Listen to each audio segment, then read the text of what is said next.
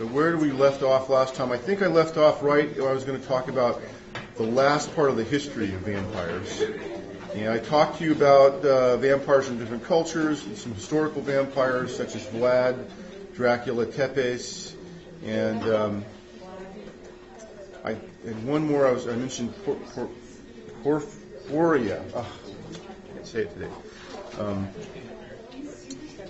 And I mentioned Vlad. There's this castle for sale. And I wanted to move on to Elizabeth Bthory, another historical vampire. She is a woman who I'm not going to go into a lot of detail about her, just in general. She was born in 1560, and she lived in where else but Transylvania, and was part of a very wealthy and powerful family. And she was known to have seizures, violent seizures, that were probably caused by epilepsy or some other neurological disorder that you don't know the exact specifications of it. At age 15, in 1575, which is a common age for marriage, she was married to Count Ferenc Nadasdy, who was 26 years old, and they lived together in a nice castle, which a name I can't pronounce very well, so I won't try it.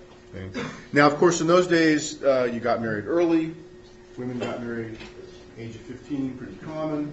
And also very common when your husband was of royal blood, was that he would go off and fight wars somewhere. And that was the case for Elizabeth. Her young husband took off and was fighting wars somewhere else, wasn't around much. And sometimes, as you guys may realize, when two parts of the relationship, people are not around each other, that sometimes that can cause trouble.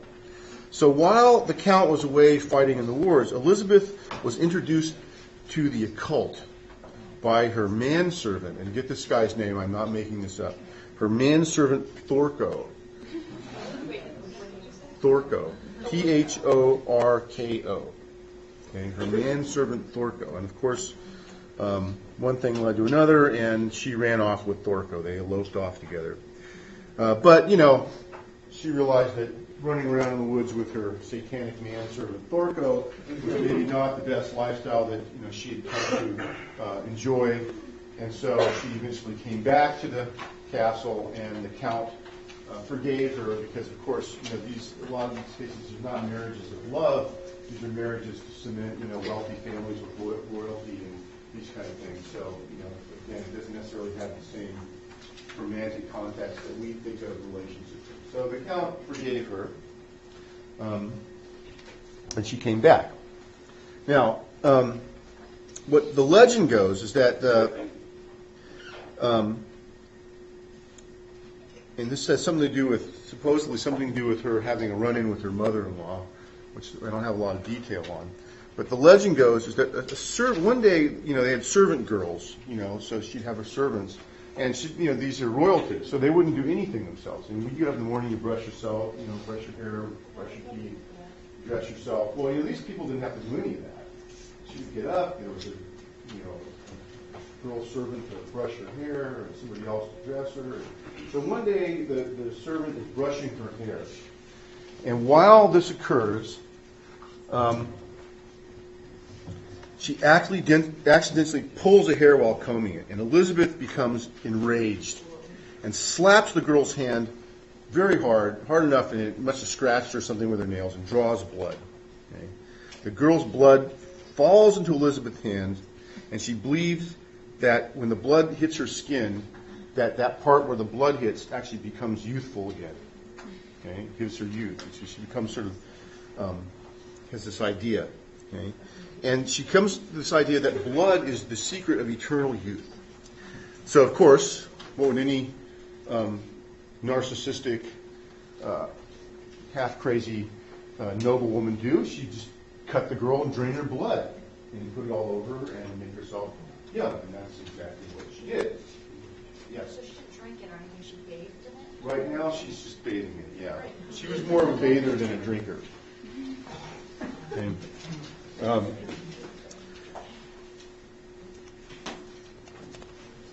and in this first case, she had the blood, the girl cut, and had all of her blood drained into a big, huge vat, which she bathed in. And so this went on and on and on. And then after a while, she took up actually sucking the blood, drinking the blood, sucking it from wounds and things like that. And you can imagine this gets to the point where it becomes a pretty regular thing. And after a while, her husband dies. I'm not sure if he dies in the war or whatever, but once he dies, she escalates her behavior, these kind of behaviors, to the point where she installs in her basement, whatever you might want to call it, in the castle, basement, dungeon. She installs a form. She also enjoyed torturing the girls. So she installs a loose-fitting, spike-lined Iron Maiden. You all know what that is, right? Iron Maiden is like usually it's a human-shaped sort of sarcophagus, right? Sarcophagus, which is a sort of human-shaped thing. It's hollow, right? And it opens up, right? 2 doors, and in the doors are spikes, right? And you put a person inside, and you close the doors, and it spikes them. And it has spikes that go through the head and the body all simultaneously. If you go to Europe and you go to go visit some castles and museums and things throughout Europe, you'll find examples of these things, and they're all over the place. And one of my favorite places to go to see this kind of stuff is in Venice. Anybody here been to Venice? Yes. In the Piazza San Marco, you go into in the back where there's the palace or whatever. The Doge's palace, and there's the Bridge of Sighs there, right? And this is where the Bridge of Sighs, because you knew if you were being taken over the bridge, you would sigh because you're going to be subject to some of these churches. They also have the wonderful torture devices there, and they show them for you. You can see them. And throughout Europe, you can go, to Paris and anywhere. There's a whole history of these kind of things. Sometimes in the churches, you'll see these kind of things, like the confessions for the Inquisition and all this kind of stuff. These are very common. Yeah, for some Spain. Yeah, there'll be lots of this. Rome has some of it as well. So this is a very common torture device used for torturing people. However, Elizabeth's Iron Maiden was actually kind of loose fitting. A lot of them are very tight. Put the person in, close it, that's it. You just impaled on these spikes, and they just sort of slowly die there. Elizabeth made hers a little looser because that would prolong the torture, and it allowed her, there are openings in this Iron Maiden that allowed her to insert red hot pokers into it, because that would make the victim squirm on the spikes a little bit more and sort of enhance the torture. So she had all those openings in it. They could stick burning hot pokers, right? You stick these in the fire and they become glowing red, and then poke them in there, and that would make the victim squirm, and that was she enjoyed that. Now, one of these things she had, these Iron Maidens, she would have the victim put into it, and it would be hoisted above her. And this one was specially designed. She had a couple of these. One, there was a loose one. There was another one especially that was tighter. The victim would be enclosed in it, hoisted above her, and it actually had outlets, little openings at the bottom where the blood would drip out. And she would go under this thing and have a blood shower. Right, so the blood would just drip on her, and she'd be like, this is great. Blood shower. So again, cheery stuff, a very cheery person. It seems to me, like reading her history here, that this is almost like became almost like an addiction to her, right? And there's a whole thing with vampires, that runs throughout all these things that we talk about with vampires, and that there is this element of the addict. First of all, psychologically, I think we talked last week a little bit about narcissism. We're going to talk a little bit about more today.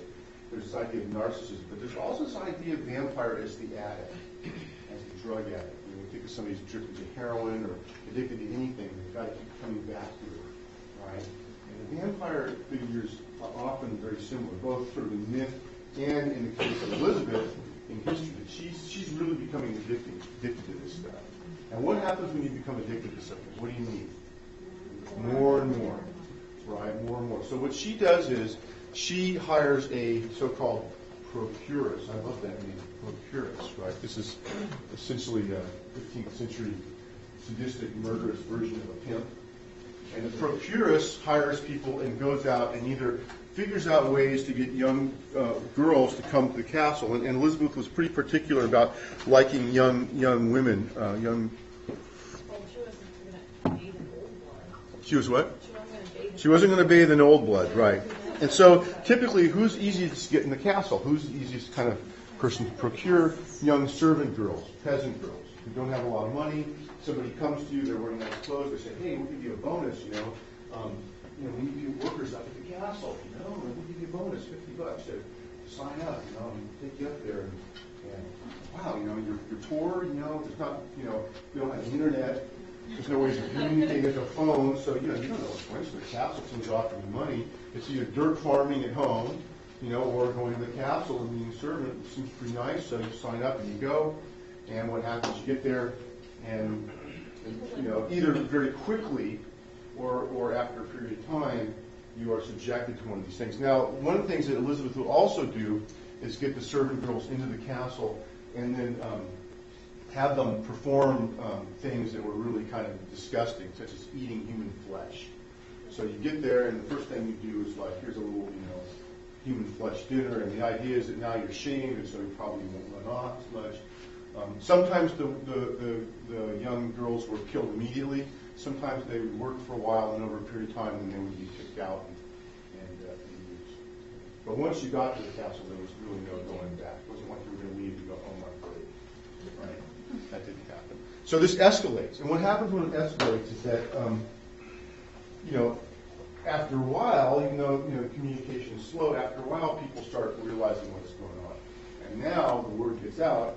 And when the procuress comes to your village and, hey, John's up at the castle, good pay. Everybody's like, yeah, I don't think so, right? And people don't go up there anymore. And in addition to that, what happens is that Elizabeth feels like the blood from these servant peasant girls is no longer, it's not really to do the trick. Right? Because the peasant girls, obviously, she's still getting old, it's not working. So she realizes she needs blood from women of noble birth. And so she starts to get the procuresses to go out and try to get noble women of higher caste, right, higher status. And of course, they're not going to come willingly, so they have to be kidnapped. And of course, the peasant girls have to be kidnapped. And so the procuresses start to actually take people, rather than just manipulating and coercing them, they take them by force and bring them to the castle. Now, so far what's gone on is that people in authority positions in the society who kind of have an inkling of what's going on, these girls being killed, they've kind of looked the other way, especially the clergy. They've kind of looked the other way. They've kind of said, well, it's just these peasant girls, and who cares? But now what happens is these noble women are being kidnapped and killed. And so, now this act, which is sort of under the radar, and you got to realize at this time peasants are really thought of sort of the level that, we might think of animals. They're not, who cares? But now noble women are being killed. So the authorities now reluctantly have to pay attention to what's going on here. And people are sent out to investigate. They realize what's going on. And Elizabeth's cousin is sent to the castle and arrests her.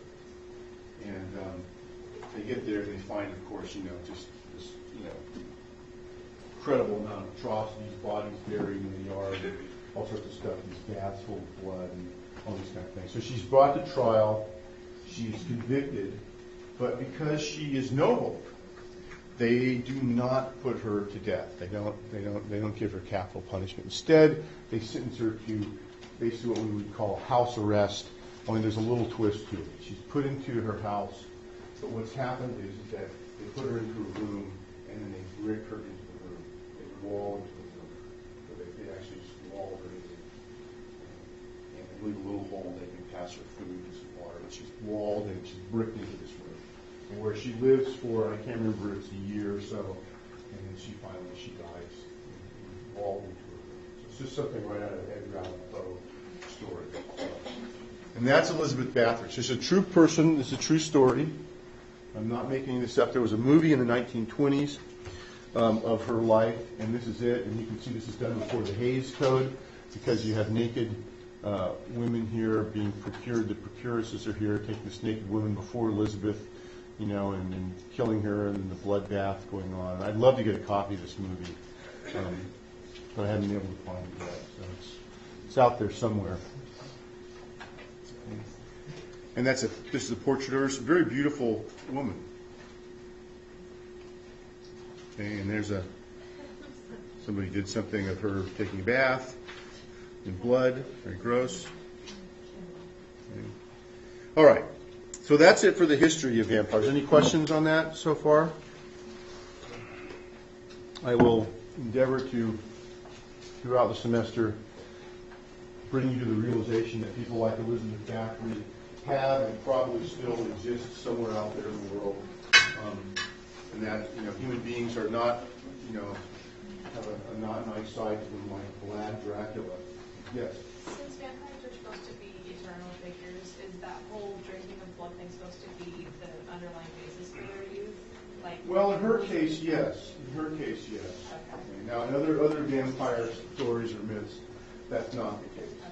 Again, if you read Anne Rice, you'll see they have some vampires in there who don't drink blood for a long time, and they shrink up, or they may not be doing well, they don't die. It depends on what you do, right? So different stories are different. Yes. Same with zombies too, by the way. Not all zombies follow the zombie rules. Not all zombies follow the rules. We're going to talk about that a little later. Zombie rules, and I'm very, very biased about zombie rules. I do not like fast zombies. I think fast zombies are an abomination. Yeah. So if you watch 28 Days, which is a really good movie, excellent movie in all their counts, the fast zombies don't. That's wrong. Something is basically fundamentally wrong about fast zombies. So we're going to talk about zombies. All right, so let's talk about modern beliefs in vampires and people who think they're vampires. So this is going to get back more to the psychological stuff, rather than mythological and historical. There's people who think they're vampires. So we talked about mythological vampires. There's a whole list here: psychotic vampires, animal vampires. We talked about. In a whole list of these things: human living vampires, psychic vampires, sanguinarians, blood fetishes, vampire gamers, vampire hunters, vampires, vampiric community, medical vampires. So there's a whole big thing. Medical vampires are sort of talking about people who have some kind of disease like porphyria or something. Okay? So we'll get into some of these things. We're not going to go into detail about all of these, but we'll talk about the main ones. Okay? So first of all, the vampire lifestyle. Okay? And this is, you can think of this as a real lifestyle, so supposedly it's not necessarily pathological. It's a little like the bondage discipline sadomasochism community. There's a wide variety of ranges of these things, of lifestylers, and some of it, may venture into the pathological, and some of it may just be sort of like a, kind of done for fun. Okay? And it just really depends, what you're attracted to and what you're really doing in the culture. Okay? Now, of course, the consumption of blood typically in our society is a taboo act, and so again, people who want to have a vampire lifestyle, part of the motivation for this may be to be doing something that's thought of as bad or going against the sort of normal society. And you see this also, in not just the vampire specifically lifestyle, but also in the Gothic lifestyle. People identify themselves as goths. Right, the whole sort of lifestyle versions. Anybody here consider themselves to be a goth? Or was a goth in high school? Yeah, so there's sort of a lifestyle to it, right? And I can play you a little clip here. This is kind of interesting. I'll just play it for it's short. I don't know. You want the romance or how to dress? Both. We don't have time for both. What? How to dress? The guys want the romance and the girls want how to dress? All right.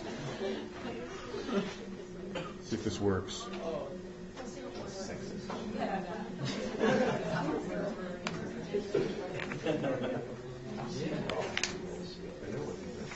Okay.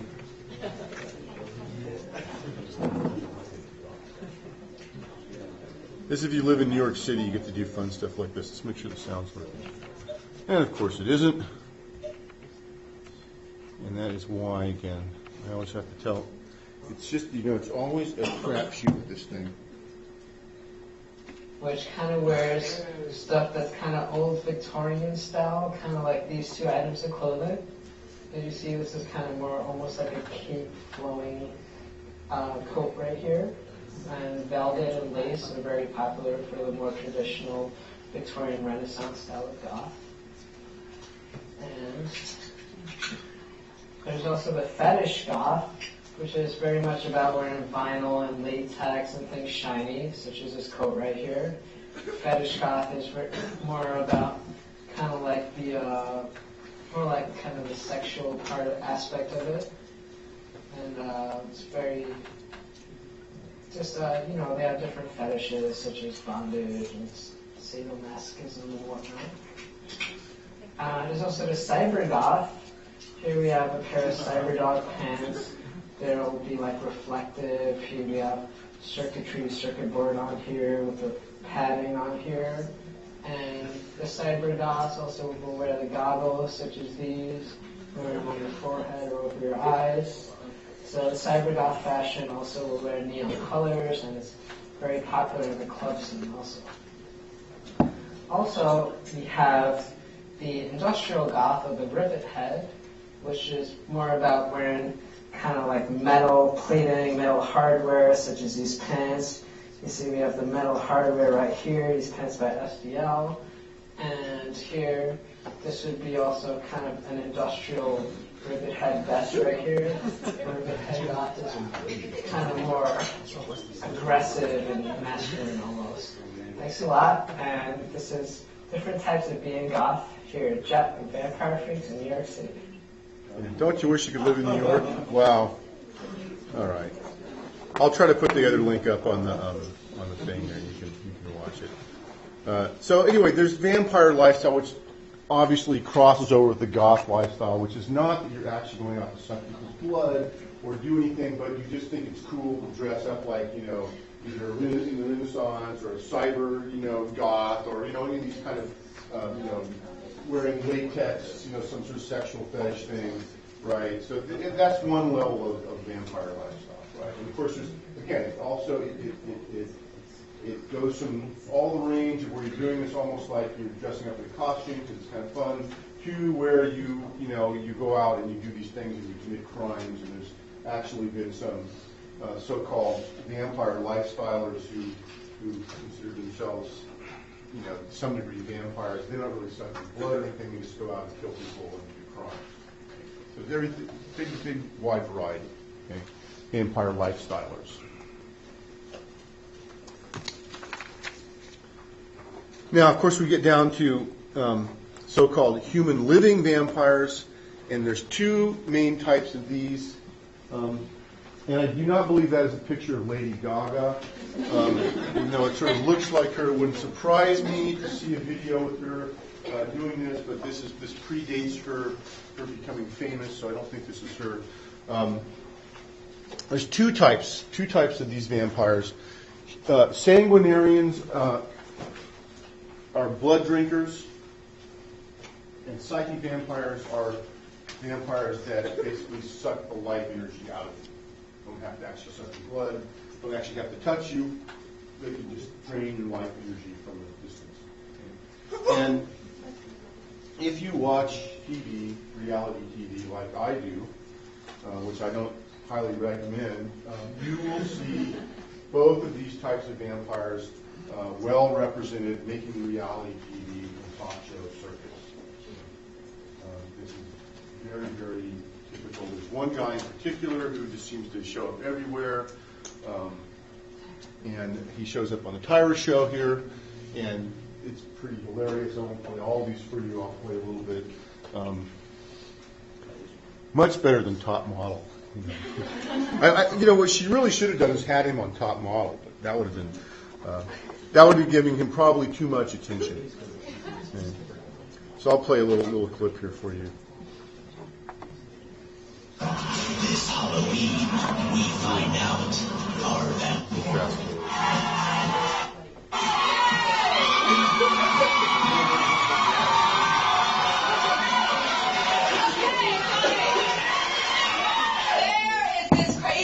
HBO series about vampires called True Blood. I know y'all heard of True Blood, right? And they got this like off the hook, insane ad campaign. Check out these posters that they have for the show. It's like top model vampire, yeah. And they're smiling with their fangs. Okay, everybody's obsessed with that book series Twilight. You guys heard about Twilight? It's this book series. Wow, yeah. It's about an ordinary teen girl who is madly in love with a vampire boy. There's even a big movie coming out in November, a Twilight movie. So some people totally believe that vampires are real, but I've got to say, I'm not so sure. And that's why we're doing a special Tyra Show vampire investigation. So let's meet a man known as the Vampire King, Don. Come on out, Don.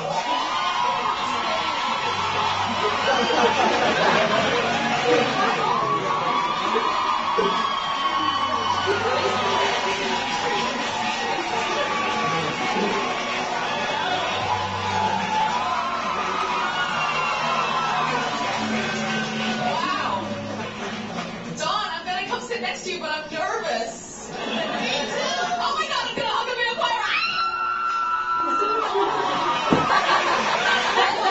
The teeth too. Sit down. He's got the teeth too.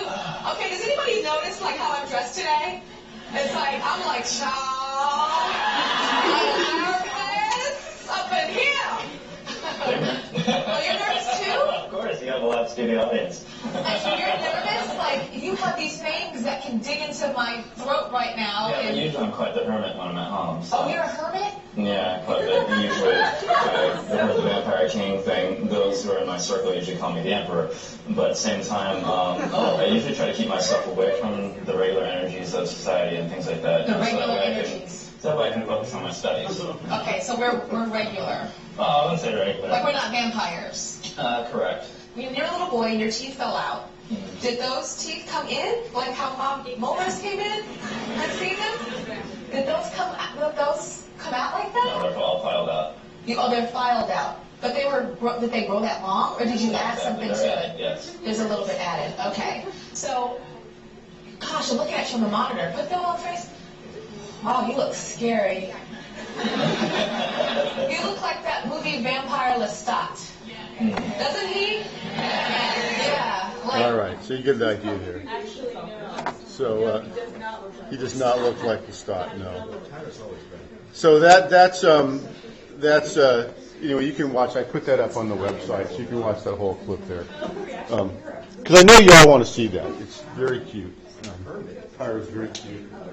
And he goes on to explain what the vampire lifestyle is, as he does on many TV shows, and also on this National Geographic clip. He's the same guy here, same person. He's sort of the spokesperson of these vampire guys now. So he is both a sanguinarian and a psychic vampire. So he drinks blood and also drains energy from people. Now, of course, this is done consensually. He doesn't go out and force this from people. He does this consensually. Yeah, Brandon. Can you get sick when drinking other people's blood? Yeah, you can. You can get diseases from people. Yeah, that can be.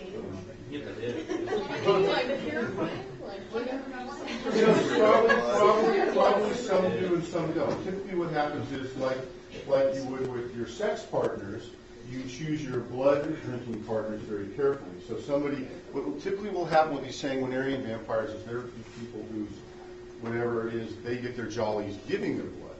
And they hook up with a vampire that likes to suck the blood, and they sort of happy with it. So the idea is if you're the vampire, you choose your partner carefully. Yeah. I read this fashion magazine that you had called Fruits. It's very interesting. And they list what clothes they're wearing, and then underneath that they say their obsession at the moment. So sometimes they'll say a certain magazine or a book or a band or something like that. And there was this one couple that were all kitted out in clubwear, mostly black clubwear. And the girl said her favorite obsession right now was cutting herself, and the guy said his favorite obsession was drinking blood. There you go. Blood. There you go. It was like, wow, what a perfect Exactly. match. So if you're a borderline personality disorder suffering individual, you like to cut yourself in order to feel something, and you hook up with one of these guys who, I don't know, I won't get to the diagnosis in a few minutes, it's a match made in heaven, right? Because you can have cut yourself, feel something, I can suck your blood, you can feel something, get a charge, and then, they're also getting their jollies. But again, because of diseases, again, this is something you have to be, careful about. You can't just go out in the street and pick somebody up and not know what things are floating around in their blood, right? So I look at it, it's just like sex, just like sexual partners. You got to be careful. But even that, can your stomach cancer? Yeah, blood is not the easiest thing to digest, but they're not drinking gallons of it. And of course, you can get, I'm sure they get used to it. And I'm sure some of them probably purify it. They probably do something to it. Some of them don't. There's probably a lot of different practices out there with this. But typically these guys don't go and force people to give their blood up. Now, there have, of course, been cases, because we're talking about people who are insane to some degree, where they go out and they found, there was one woman who was found on the side of the road, naked, running through the road. Some guy stopped and put her in the car and took her to the hospital. And her story was that some guy, she'd been hitchhiking. Remember my no hitchhiking rule? She was hitchhiking. Some guy picked her up, took her to his house, strapped her down to the table, and started, over the course of days, siphoning off blood from her and drinking it. And by the time 3 or 4 days had passed, she was very weak and woozy, but somehow she managed to escape, and she crawled out the bathroom window and ran through the woods and got away. And so there are documented cases where people are, have their blood taken from them by force. But in the subculture, typically, the blood drinking is done consensually. Likewise, the psychic vampires also theoretically done consensually, though, of course, with psychic vampires, I can go up to you and I can bring your energy. You may not even know that I'm doing it, Now, remember what I talked about when I talked early in the semester about borderline personality disorder and the personality disorders, that the effect of having these people around you is that you feel drained. Okay? And, again, to quote reality TV, anybody here watch my L.A.E.? Yes. Kat Von D? Right? Anybody watching the current episodes? Yeah. There's a woman now working in the shop. What's her name? I can't remember. Liz. And Liz is a typical, and I tell you, I love reality TV because you really do get to see the psychology just spread out for you, And this woman, Liz, this is when I'm talking about somebody with a personality disorder who doesn't realize the things they say, has no clue about, they say something, and you ask them later, well, did you say, no, I didn't do that. And they just, clearly she is split off from one part is split off from the other part. And this is a really good example of somebody with some kind of personality disorder. So I encourage you guys, if you want to see somebody with a personality disorder, watch. And what's happening in the show now, I watched the latest episode last night, what's happening in the show now is the people in the shop around her are becoming drained.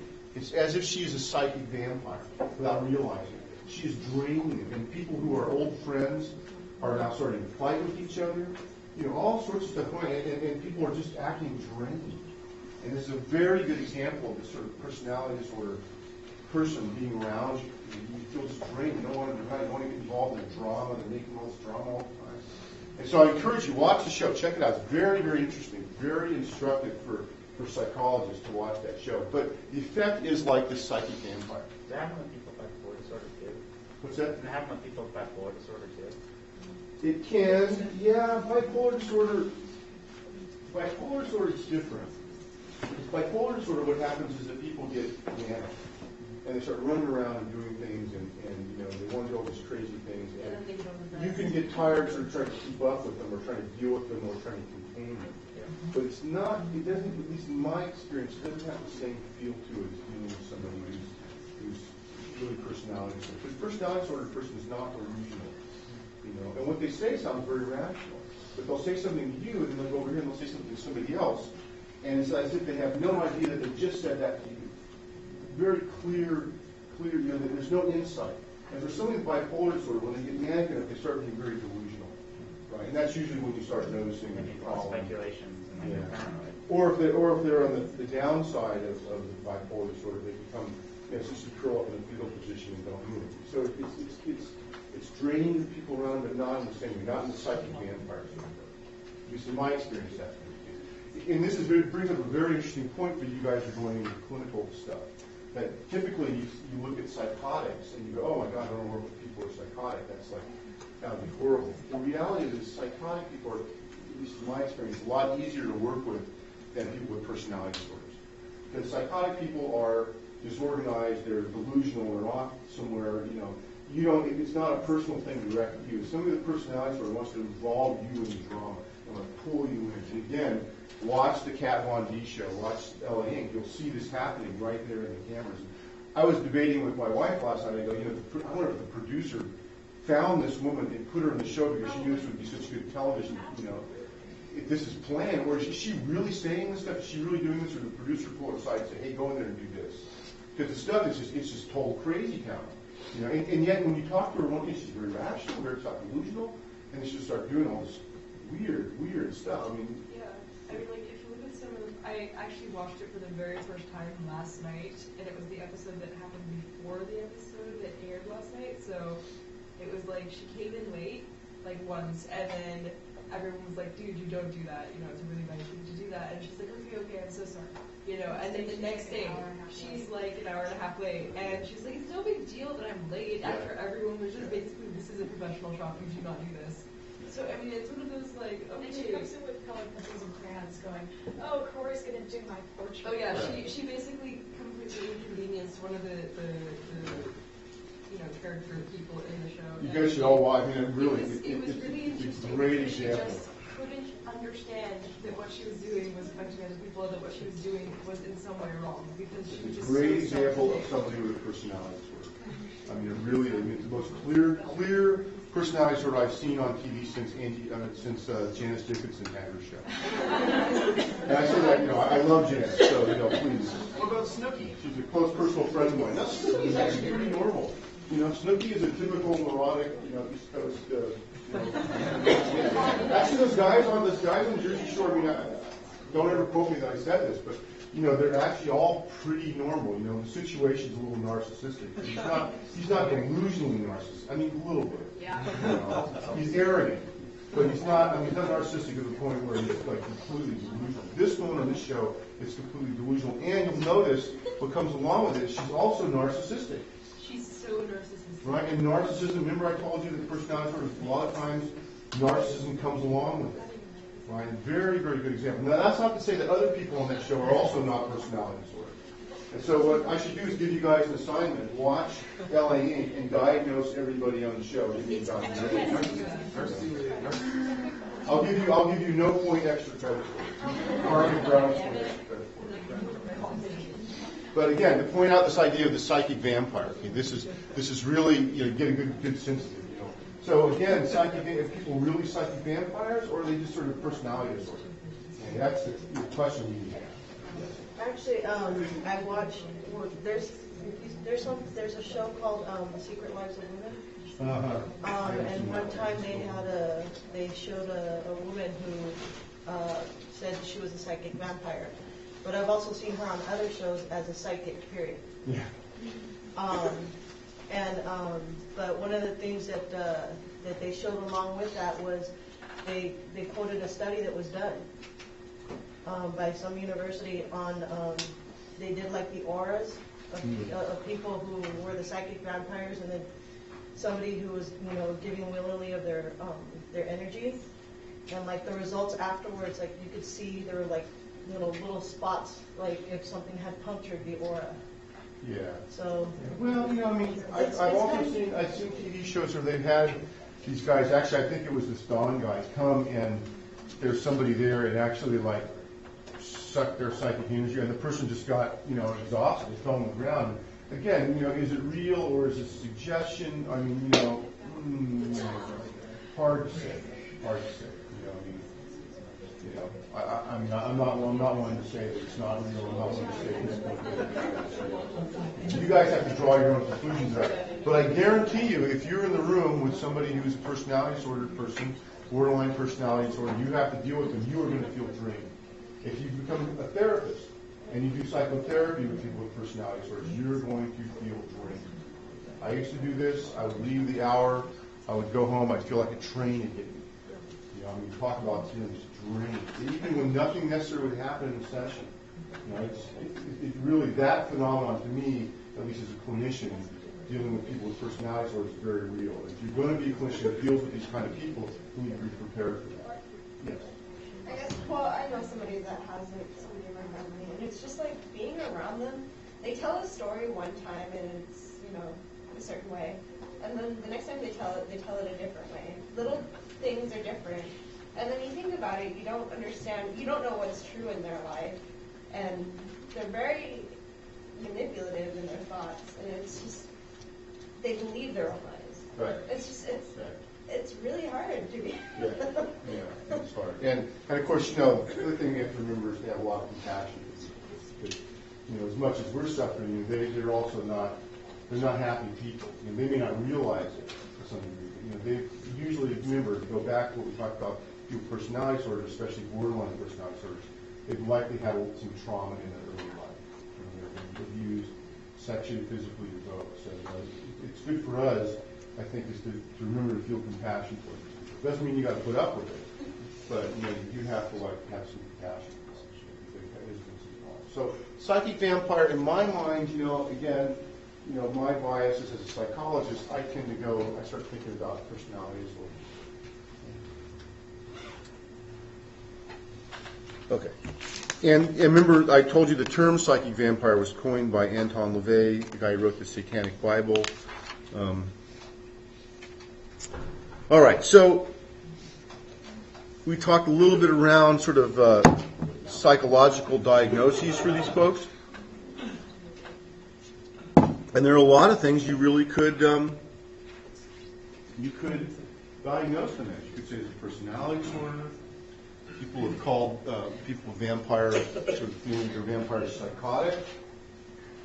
And that the idea that this illusion that they need to drink blood, is almost like a hallucination. I mean, this is really thought disorder, delusional state. And, there's some people really, some level of kind of psychotic. Okay. Other things people have thought about these guys, psychopaths, right? Or sociopaths, people who just, they're just using other people for whatever their own gratification. Okay.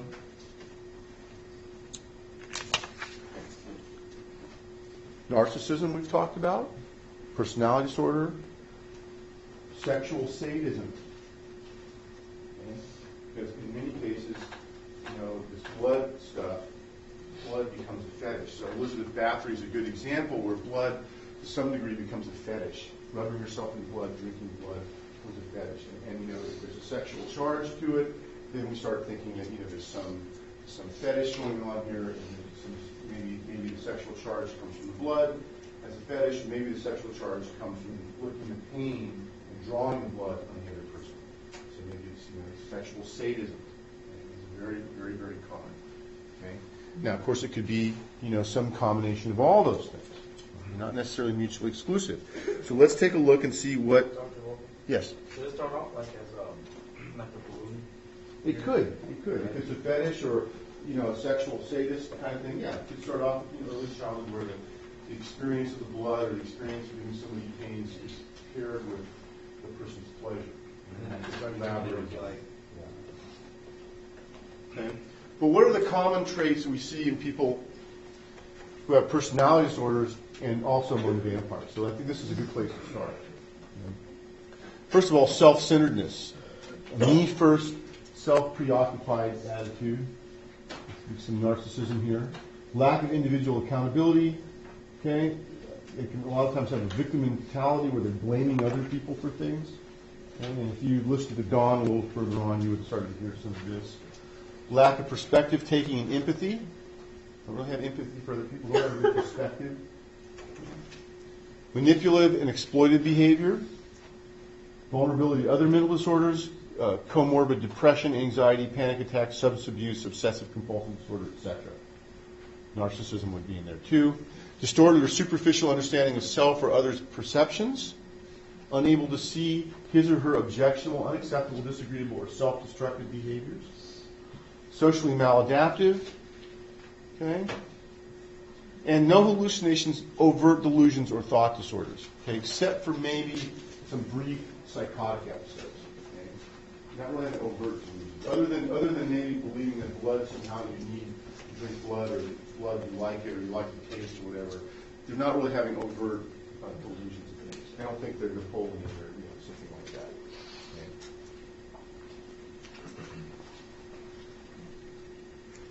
Now, let's go back to sexual sadism. Look at the DSM-4. Oh, that says 5. 5 isn't out yet. This is actually a typo there. Sexual sadism denotes fantasies, urges, or behaviors that involve real acts, not simulations, in which the suffering of another person is found sexually exciting. Okay. This is pretty much what I just told you. So, vampirism sort of fits the bill here. Right? Even if the person is consensual, they want the pain, they want to feel that. The fact that you enjoy that could make you a sexual sadist. And sometimes this is just in fantasy. So I could just have the fantasy of wanting to bite somebody and suck their blood out, and that could give me pleasure. I don't actually have to necessarily go and do it. It's the fantasy of it. So maybe I have a fantasy, and this fantasy really excites me, and so I dress up, in my cyber goth clothes, I go to clubs and I hang out. If I have a fantasy, maybe I consider myself a vampire. Right? I may still also be a sexual sadist.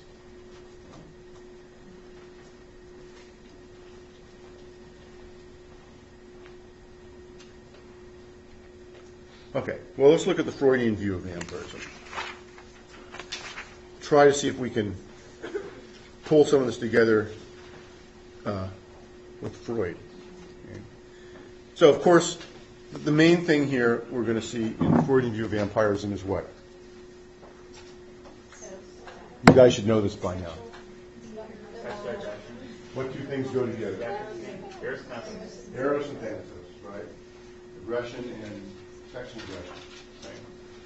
So of course we're going to think about, vampirism is a great example of Freud's, idea that these drives are this and those. And it's an example where somebody has to act out the drive. And the relative levels of the drives are involved here. So if you have a little bit more Thanatos tinging your Eros, a little more Eros tinging your Thanatos, and you look at these kind of vampiristic characters. Now, there's all sorts of psychoanalytic stuff, detailed stuff that I won't go into. But we can also look here and say that, and people have said this, that vampirism is related to a view of the primal scene. Okay? You all know what I mean when I say the primal scene? Is that Kleinian? Nope. It's Freudian. That's the primal scene. Freud wrote about this. And you all know what it is, but you're not remembering because you want to put it out of your minds, according to Freud. Right? This is where, as a child, you view your parents in the act of copulation. Ew. Right? This is where, as a child, you view your parents making love, copulating, having sex. And so as a child, what do you see? You don't see, you don't know what's going on with sex. You see daddy is attacking mommy. Mommy is, moaning and screaming in pain of some sort. Right? But at the same time, there's something exciting about it. There's a tinge of excitement about it, right?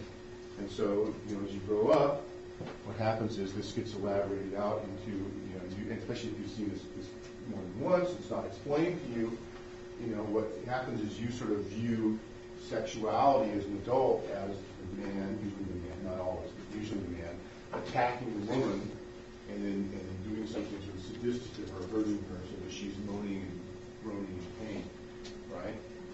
And so that's sort of early version of vampirism according to Freud. Does that make sense? Oh, you're also uncomfortable. That's why I love talking about Freud. I can make everybody uncomfortable in the room in about 2 seconds. All right. Well, let's go on then.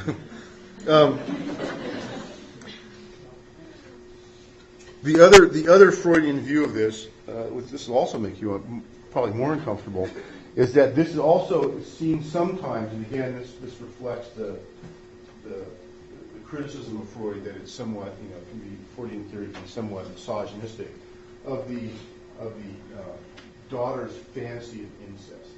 That the father this male figure will ravish her, take her life out of her, suck her blood out, and it's very sexual, right? And of course, you see these old, decrepit guys attacking these beautiful young women, and you can kind of see this thing, So it's possible that could be an incest wish, breaking the incest taboo. And this would be probably more, rather than people becoming vampires, sort of the fantasy of vampires, right? And this is also similar to the Freudian, according to Freudian, similar to the rape fantasies women might have, as being ravished by some guy. And this also, by the way, also the same for werewolves. Right?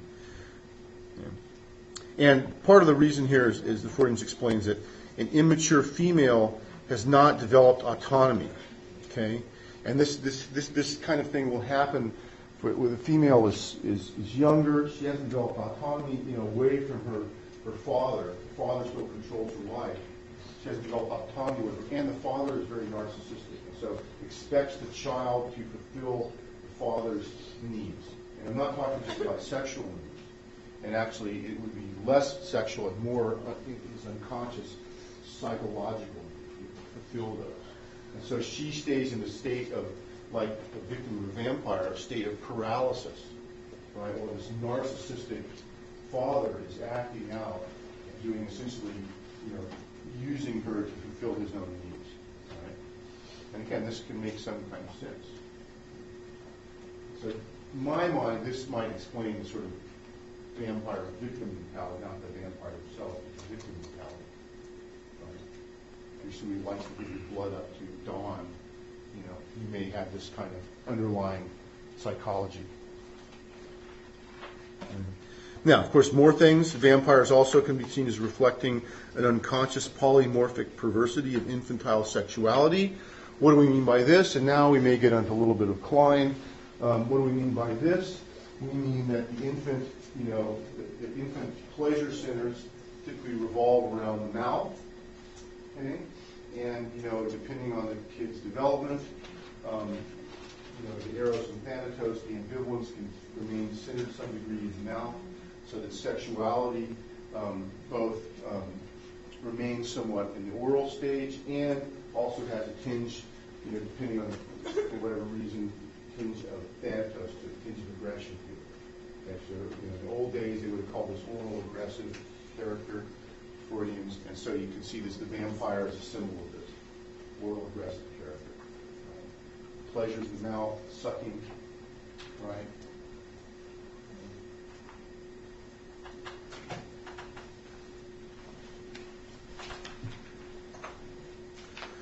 Of course, Oedipal complex can be here, again with the Dracula figure, vampire seen as a father figure, again with overtones of incest.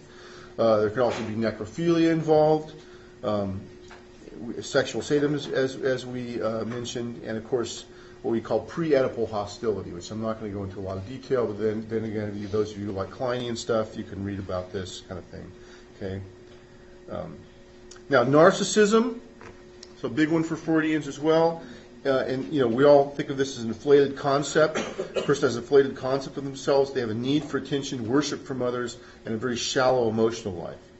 And they're able to enjoy life except for their own grandiose self is severely limited. And people with this kind of narcissism become restless and bored very easily. They have envy, okay, and their relationships are exploitive and parasitic. In other words, you as the vampire, the vampire represents a person who is basically needs to suck off the energy of others in order to experience life, to enjoy life. And you do this, you exploit others, you use others, you drain their energy, you get what you need from other people, and you do this without giving anything back, right? Because you are the center of attention. And almost every vampire story out there, you'll see this theme repeated. So this is often a theme that you'll see in vampire literature, vampire movies, etc.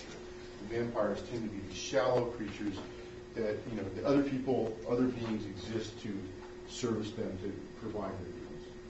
Okay? I mean, you see some of the Anne Rice books, you get some, later on, some vampires that become a little bit more enlightened, kind of get away from their own narcissism a little bit. But generally, they at least all of them mostly start out as sort of these narcissistic characters. And so you can think of somebody as an extreme narcissist, also similar to a vampire. Okay? And somebody who's a vampire, like Dawn, who proposes to live this lifestyle, you can also view them as somebody, narcissistic, likely to be narcissistic. Use others to fill their own needs.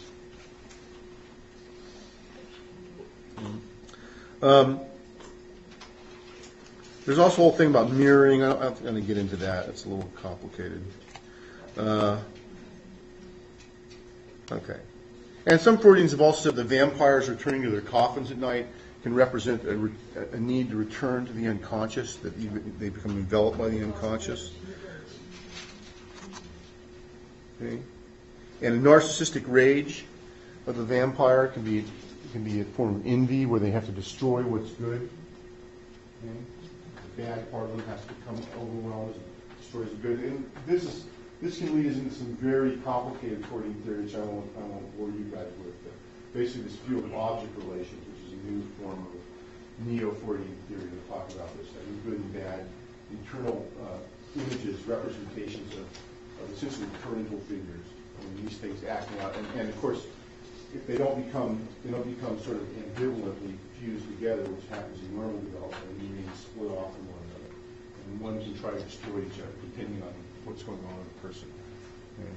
Dr. Baker and I have talked about having a class on this stuff, but we haven't done it yet. Okay. That's the Freudian view. Any questions about that? Okay. All right. Well, let's go on to the Jungian view, which actually, in my mind, is a little easier, a little simpler than the Freudian view. And in the Jungian view, we can view vampire as an archetype. Okay. And as we've seen, that vampires are represented significantly across most cultures in the world, and these are not byproducts, according to Jung, of things that we repress from our conscious life and our unconscious. But these are images that come to us from the collective unconscious. And that's one of the ways we can tell this is that we see these vampire myths and stories and figures and images throughout cultures around the world. And this is coming from somewhere else. And of course, for Jung, vampires represent the archetype of the shadow. It could be repressed wishes, antisocial impulses, morally questionable, grandiose, childish fantasies of power, other shameful traits. Okay, and these get repressed, but they also then get combined with the stuff from the collective unconscious, the sort of experience that we all have with these sort of things, not just our own individual life, but sort of experience of these things throughout human history. They all get collected into the shadow. Now, the shadow is an archetype that is far away from consciousness, really repressed.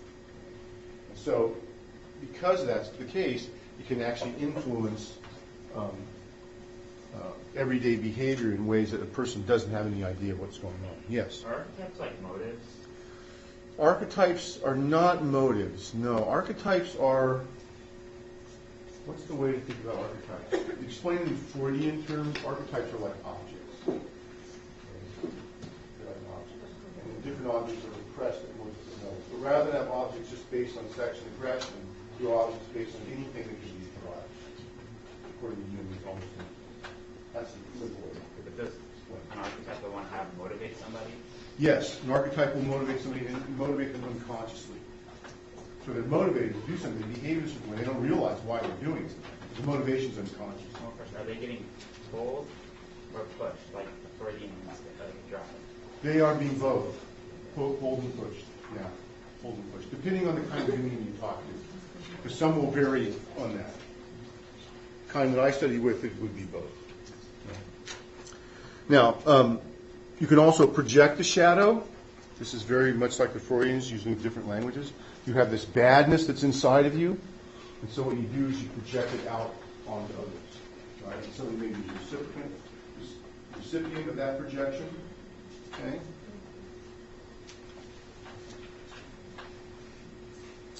And, of course, we have the anima and the animus.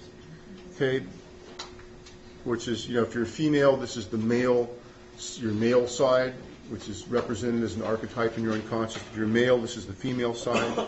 And, of course, we see in fiction that Dracula treats women, the women he bites, the way their boyfriends would like to treat them, but are too inhibited to do so, right? So you always see these Dracula movies, right? And what happens is the proper English gentleman, he's got this beautiful girlfriend, he's treating her with all this respect, puts her up in the pedestal. Oh, my dear, you're so lovely. Oh, you're so perfect. And what she really wants some, guy to throw on the ground, rough sex, grab her by the hair, bite her neck, but she can't, she's way too inhibited. This English kind of floppy style. And what happens is Dracula comes through the window and basically gives her what she wants, right? And she goes off with him, And so again, you see this myth and these Dracula, and lots of vampire stories, not just lesser ones. Lots of vampires are just the common kind of thing. So again, you see the fantasy of the vampire. You want the bad boy, right? And I always tell you guys about this in my classes, right? How many women like to go out with the bad boy? Right? You know this guy's a perfectly good boyfriend. He's an engineering major. He's got a good job. He comes from a nice family, and his parents like him, and that's the one you should really go out with. Like that guy who went to the bar last week. And you went home with him, and wow, that was a really great night. You didn't tell your boyfriend about it. Really good. You can't stop thinking about him. Even though, what does he do? He's basically like a Harley Davidson mechanic. Lives in a basement. He lives in the basement of the biker, club. Got ripped up clothes. Not very nice. But when it comes down to you feeling good, it feels good to be around. This is for Jungians. This is a typical kind of animus kind of thing. That the women like the bad boys, right? And there's evolutionary reasons for this too. If you think about evolutionary psychology, it actually starts to make sense, right? Because you want to have a nice husband who treats you well, who's got lots of resources, but you want to have your children with a guy who's got genes that makes them really strong and mean and go out there and survive. So this is kind of a typical evolutionary psychologist talking about this. A very good book called Sperm Wars, if you're interested. But this is typical. This is again why you would find the vampire character can represent sort of this bad boy, this shadow, this animus kind of character for women, and likewise for men. It can be the same thing. You can have anybody here watch that new show out, Ugly Americans, that new animated series, right? The guy, the really nice guy, and he's going out with this girl who's half demon, right? And so it also works the reverse way. That's a really good. That shows a good example. All right. Okay, I think I'll leave that there. How are we doing on time? Probably not very well. Okay, why don't you guys take a break real quick, 10 minutes. We'll come back and